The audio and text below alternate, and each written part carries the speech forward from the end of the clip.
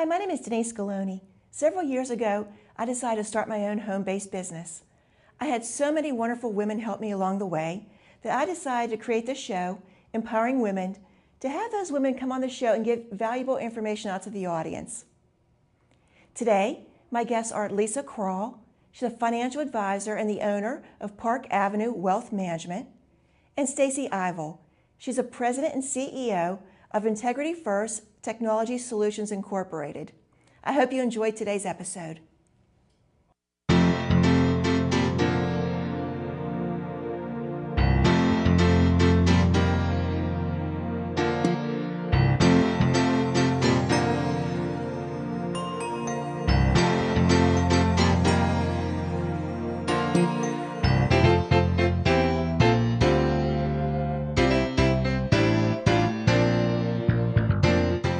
I'm here today with my guest, Stacy Ivel. She's president and CEO of Integrity First Technology Solutions Incorporated. Hi, Stacy. Hi, Denise. Thank you for being here. No problem. So can you tell the audience a little bit about your background? Certainly. Yeah, I have a Bachelor's of Engineering degree in Computer Engineering from the University of South Carolina, and I have a Master's in Computer Science from Carnegie Mellon University. After I got out of school, I worked at Westinghouse for a little while, and from the time that I was 20, I actually watched my dad on an entrepreneurial journey with his insurance agency and decided that I wanted to follow in his footsteps. So when the time was right, I created my own company, Integrity First Technology Solutions, with amazing support from my family and my husband. Congratulations. How long have you been in business, Stacy? A little over 3 years now. Okay. So about the same time as me. So yeah. What is your company? What services does your company offer? So basically, we help small businesses grow with an emphasis on security. We do this by providing results-driven, secure websites with completely managed solutions that you can budget for.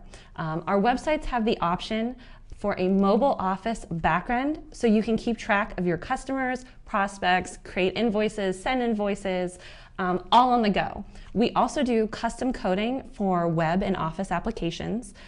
We do inbound marketing, and that includes social media management and cybersecurity consulting. Cybersecurity, that sounds really scary. What exactly is cybersecurity? It's something we hear all the time in the news, people getting hacked in cybersecurity. Can you tell the audience just a little bit about what that is? Yeah, so cybersecurity is actually the practice of ensuring the integrity, confidentiality, and availability of your online data. And if you think about it, it actually covers a broad spectrum of protection. So when you're coming up with your cybersecurity plan, you actually have to protect yourself against a myriad of things, such as machine or disk failure, data loss, data breaches, the loss of a cell phone or a tablet, which that's a big one, a corrupted hard drive, a hacker attack, and many other possibilities. Stacey, is this something we need to be aware of when we're at home on our devices or when we're out somewhere? I walk into Starbucks or Panera, I see everybody with their devices out there. Yeah, no, definitely. At work, at home, at play, you definitely need to be aware of your cybersecurity at all times. Your coworkers, your family, you need to be aware of what they're doing. In fact, 51% of the data breaches that happened last year were actually caused by lack of knowledge or negligence, which tells me that 51% of data breaches actually could have been prevented. So you always need to be aware and take the proper precautions. I think people are really good about shredding documents. Everybody has a shredder and everybody Yes. shreds everything, but we're not so good with cybersecurity. Yeah. Are there a couple of just simple things we can do, the people that are watching can do today, just to ensure that their information is safe and secure? Yeah, I think that's a great point. I think it's very well known what you should do to get rid of confidential documents. You know, Paper, right, shred it. Crosscut shredder and shred it. Right. However, when the information is digital, it's not quite as clear cut. And even security experts can sometimes have their cybersecurity fall by the wayside. In fact, there was this one cybersecurity expert at Disney World, and he actually was standing in line to buy tickets. And he took his credit card out while he was standing in line. In the 10 minutes that he was standing in line, his card had actually been maxed out, and he was no longer able to buy the tickets because it turns out someone had snapped a picture of his credit card. So they had his name, the credit card number and the security number on the back of the card. All they had to do was Google his name, look up his address, and then they were able to max out the card in under 10 minutes. So that actually, it's kind of called shoulder lurking. And another common way that this occurs, just like you said, is at Starbucks or Panera, when people are on their devices and not really paying attention. You know, they go to put their credit card in, a username or password in. All somebody actually has to do is videotape you taking those actions with their cell phone, and they now have your username and password that they can use to sign on to your accounts. I sat in a workshop that you did about cybersecurity, and you scared the heck out of me. So that's why I thought I have to have you come on there and talk about it. Yeah. Passwords. That's another big one. I have a hard time remembering any of my passwords, PIN numbers. For some reason, I have a mental block about that. So I have a tendency sometimes to use more common passwords, which you shouldn't do. What suggestions can you give to somebody to keep track of those passwords? There's just too many. Yeah. And to have them unique. Yeah, so you should not use the same password ever for all accounts. However, about 1/3 of Americans use the same password, and 50% of Americans use passwords that are easy to guess and commonly involve their child's name, their birthday, their spouse's birthday. Do you know what the most common password is right now? Password. It's actually 1, 2, 3, 4, 5, 6, 7, 8, and then password. Okay. So they changed it around a little bit. They changed it around a little bit, Okay. yeah. So the reason that you shouldn't do this is it actually makes all of your other accounts very vulnerable if one of them is hacked. In fact, do you remember when that Sony hack took place a few years ago? Yes. The incidence of fraud actually went up at Amazon and Target because the hackers exploited the fact that 33% of those passwords and usernames that they gathered from the Sony hack, they could use across the board, and obviously they used them at Amazon and Target. And the same goes for PIN numbers. So there are actually 4 rules for good passwords. Okay. So the first rule is that it needs to be 12 characters or longer. The second rule is that it needs to include at least 1 uppercase and 1 lowercase letter. The third rule is that it needs to include at least 1 number, and the fourth rule is that it needs to include at least 1 special character, like a $, an exclamation point, anything like that. And the average American actually has between 90 and 100 passwords. So following my rules, it's impossible to remember all of those. Right, so I don't feel as bad. Yeah, no. So your new best friend is the password manager. Okay, what is a password manager? So a password manager actually will store all of your username and passwords in an encrypted file, and you only have to remember 1 password to get into that password manager. It will also actually help you create secure, hard to guess passwords, and helps you remember the date to change those passwords. So a few examples of those are KeePass, LastPass, Dashlane, and 1Password. Which one you choose will actually depend on your operating system, how much you want to pay, and what functionality you would like to see from your password manager. Are these apps? Yes. Okay. Some of them are apps that you can download on your phone, and then other are computer programs that you have on your desktop as well. Okay. Lot to think about with passwords. Yes, there is so much to think about So with everybody passwords. watching should change their passwords. If you have the same password for everything, I would recommend changing it right away. And how often should you change your password? About every 60 to 90 days. Oh, wow. And that's actually something that all of those password managers that I just spoke about can help you do. You just set an alarm reminder, and when you sign in that day, it'll pop up and say you need to change your password. And hopefully it gives you a great, very difficult to guess password to use instead. Okay, a lot to think about. Yes. What about online shopping? A lot of people, especially with the holiday season just passed, did a lot of online shopping. How do you, we hear horror stories about that. How do you keep your information safe if you're doing online shopping? Do you have any tips for us? Yeah, okay. So for online shopping, the first thing you want to do is make sure that you always look for an SSL certificate when shopping. So that means that the web address, the www.whereveryou'reshopping.com, actually make sure that it starts with HTTPS. So that indicates the presence of an SSL certificate. So that S is important at the end. Yes. The other thing that's important is most browsers will actually put a little lock icon next to the address. So you know that that is securing your information that you're sending back and forth to the server. The other thing that you can do, and this is an additional step in security, is to use what's known as a virtual private network, or VPN.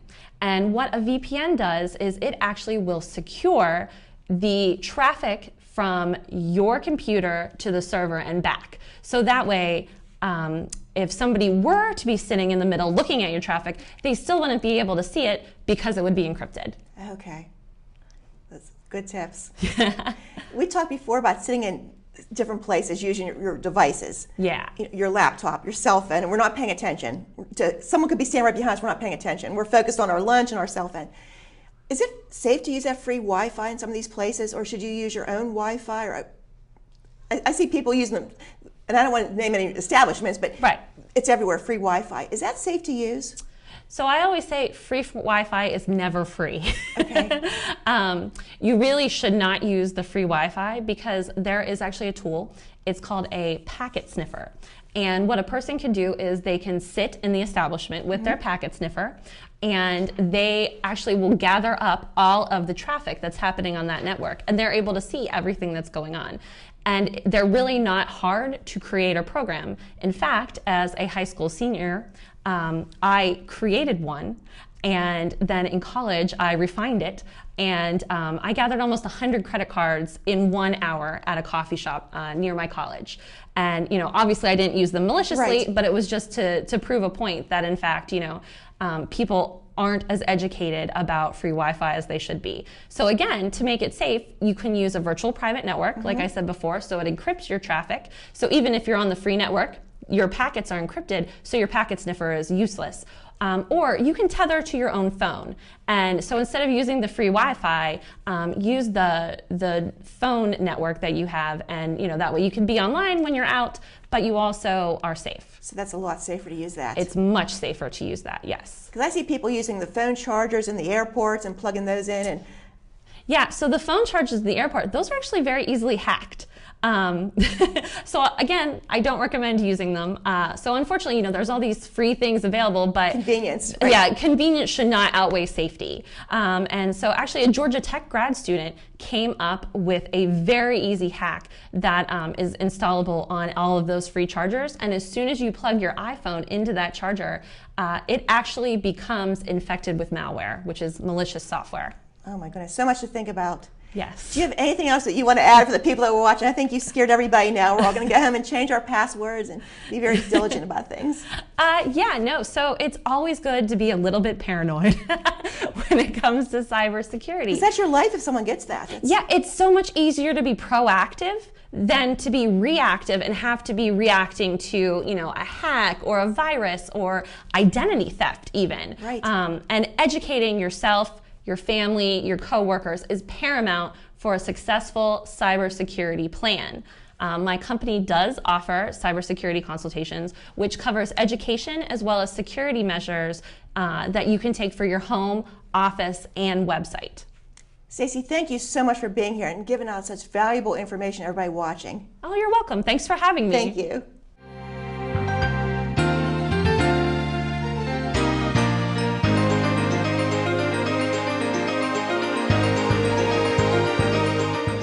I'm here with my guest, Lisa Kral. She's a financial advisor and the owner of Park Avenue Wealth Management. Hi, Lisa. Thanks for being here. Thanks for having me. Oh, you're welcome. Thank you for making the drive down. Sure. Can you tell us a little bit about your background? Sure. I was a graduate of the University of Pittsburgh, and then after that I graduated with an executive certificate in financial planning from Duquesne University. Upon graduation from Pitt, I worked at a large bank where I got into the finance world, moved on from there to an insurance company where I got all of the background knowledge of how to process everything for my clients, and then I decided to take that leap and become a financial advisor. So I was with a firm for about 9 years, and at the end of 2016, I stepped out on my own and established Park Avenue Wealth Management. What does a financial advisor do? Well, as a financial advisor, I can come into the picture with a client at any point in time. But If needed, I can step in at the beginning, help you establish a budget, and do some good planning for the future and help you retire. And that's my goal, is to help you save money, help you get through those turbulent times of life, because nobody's finances are perfect the whole way through their lifetime. So that's where I step in and I help you. I help guide you through and make those important decisions. Lisa, do you see some common mistakes that women make when it comes to finances? Sure. There's a common mistakes across the board. Right. One of the most important ones I see, though, is the I'll do it later attitude. Right. A lot of women take time away from their jobs. They step back to care for their kids, to care for their parents. Sure. And when they do that, they stop saving because they're not working. And while times are tighter at that point, you might only have one income, it's still important to continue in that trend of saving money for yourself so that you have money whenever the time comes to retire. If there's someone watching in the audience and has no idea how to even get started, they haven't thought about that, maybe it's a woman on their own. Sure. What steps do they take to get started so they can have some security? Yeah, so what I always say is first, collect your financial statements. Know what you have coming in and know what you have going out. So you want to make sure that you have your bank statements, your 401k statements, your credit card statements, and you put them all together. And then you can look and say, okay, what do I have? From there, you make a general budget and you look and see, okay, what am I spending my money on? What are my fixed expenses? What do I know I have to have every month? And what am I just buying because I really like to go to Starbucks? So, looking at those budgeting items. And if you have trouble with that, at that point, that's when you can get a financial advisor involved. There's many advisors out there, myself included, that can do that full financial plan. We can help you create that budget and help guide you through and say, okay, this is something you should be spending your money on.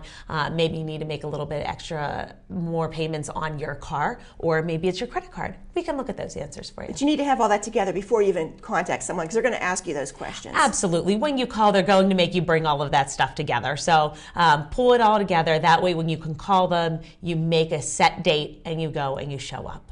You mentioned credit card statements, credit card debt. Yes. That's something that a lot of us struggle with. Absolutely. How do you get a handle on that credit card debt? Are there some steps, ways to get that paid off and just get a handle on what you owe? Sure. Well, again, collect the statements and put them all in front of you.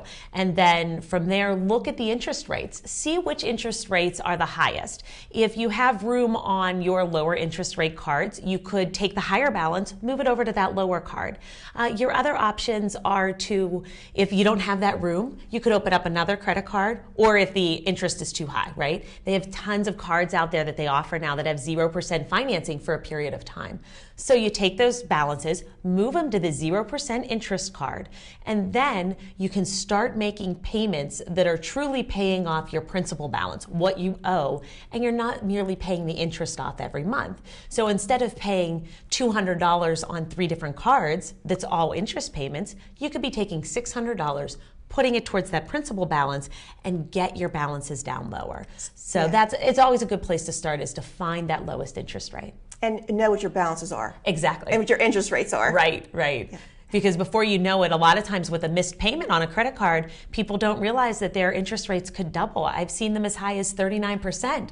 And people can't figure out why their balance keeps going up and they're not spending anything. And here it's simply the interest. Your payments are simply paying the interest off, and you're not getting anywhere. What about credit reports?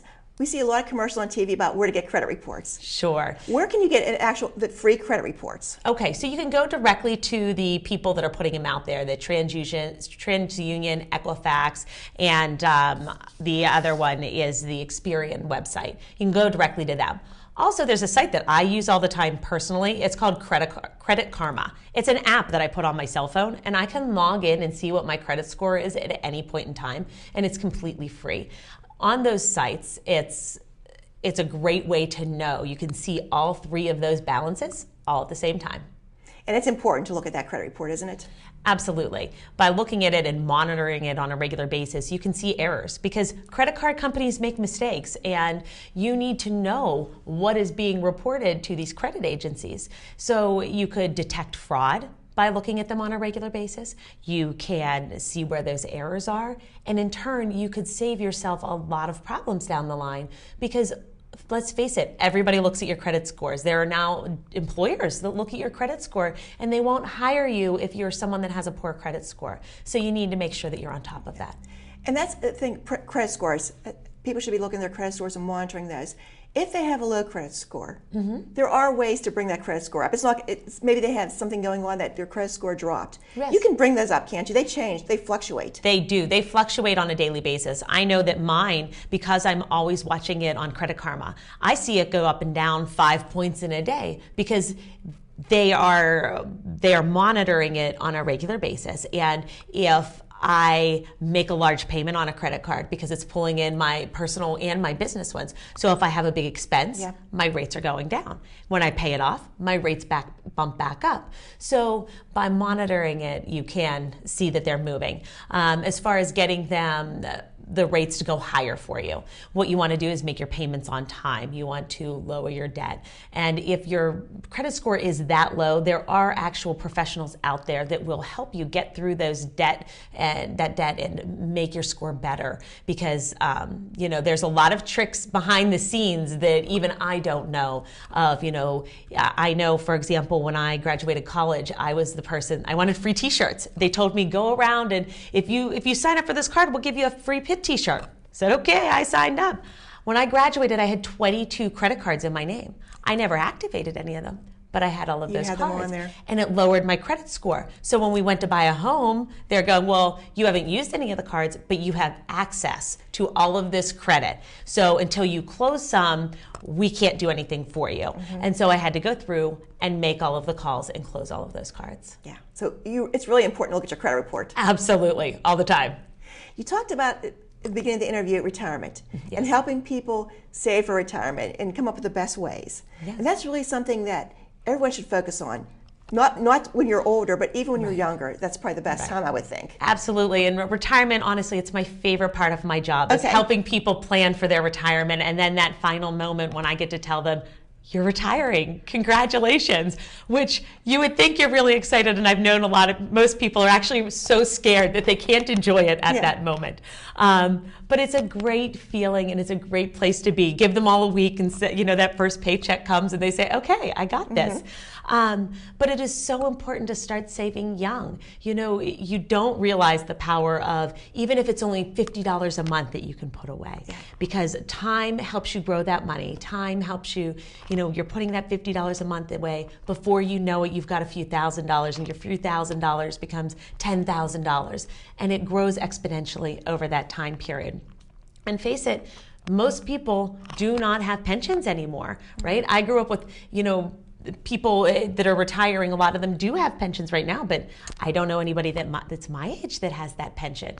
And so we have to be prepared. It's on us to know that we are going to be able to be retired and be able to get through our retirement years happily and not struggling. And I think gone are the days that you hit a certain age and that's it, you retire. Right. Because we don't have that any longer. Correct. You have Social Security, but it's going to change. Is it going to go away?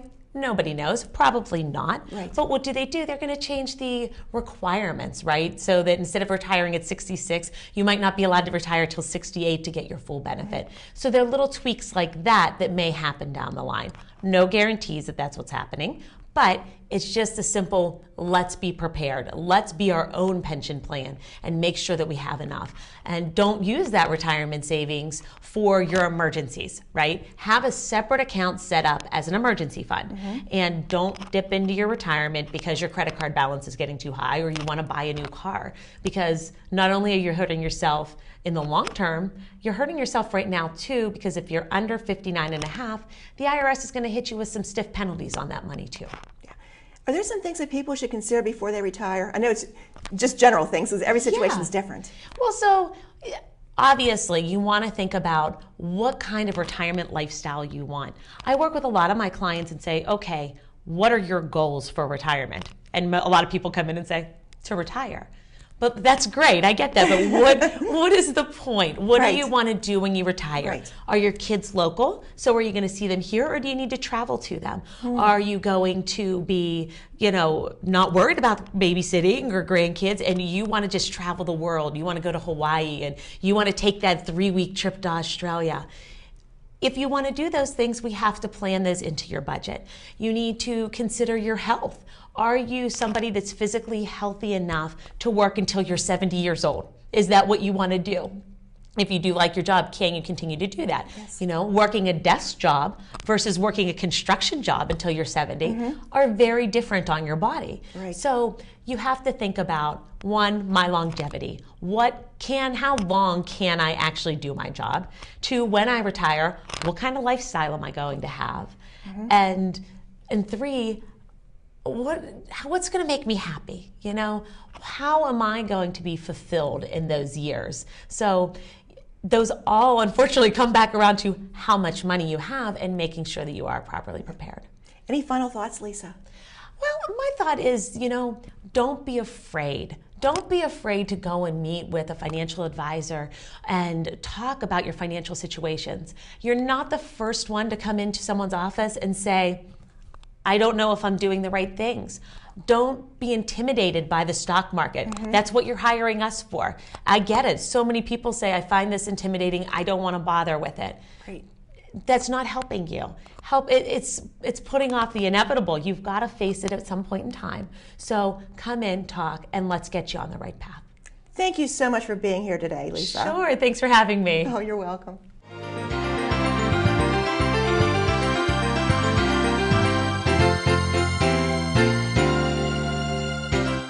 I hope you enjoyed today's episode. I'd like to thank my guests, Lisa Kral of Park Avenue Wealth Management and Stacy Ivel of Integrity First Technology Solutions Incorporated. Both these women gave valuable and important information that you need to help secure your future. I hope their information inspires you and empowers you to live your dreams. Thank you and see you next time.